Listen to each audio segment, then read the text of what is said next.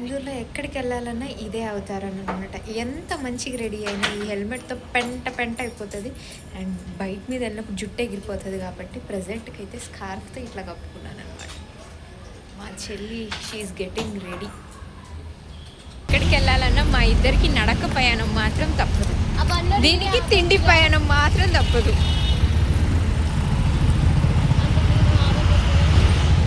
So already ముందు short వీడియోలో అయితే చూసుంటారు. మేమైతే ఈషాకి వెళ్ళాము అని చెప్పేసి. ఇంకా అసలుకే లేట్ అయింది అంటే మధ్యలో ఒక రైల్వే ట్రాక్ అనమాట.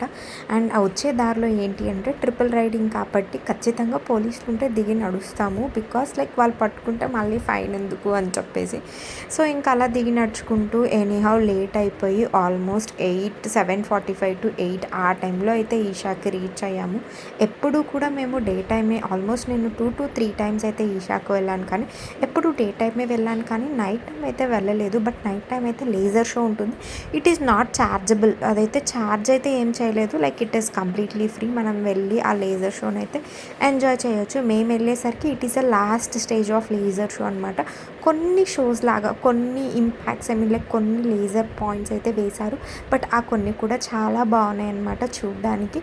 బట్ అది డార్క్నెస్ అయ్యేసరికి మాకు లైట్ రిఫ్లెక్షన్ వల్ల ప్రాపర్గా క్యాప్చర్ అయితే చేసుకునే అవ్వలేదు. But somehow I have tried to capture it. ప్రశాంతంగా అదంతా ఓపెన్ ఏరియా కాబట్టి మంచి గాలిలో కూర్చొని ప్రశాంతంగా ఎంజాయ్ చేసాము.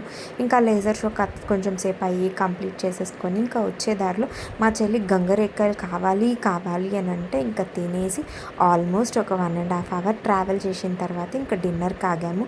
బికాస్ మా ఇంటికి ఈషాకి 75 kilometers వస్తుంది.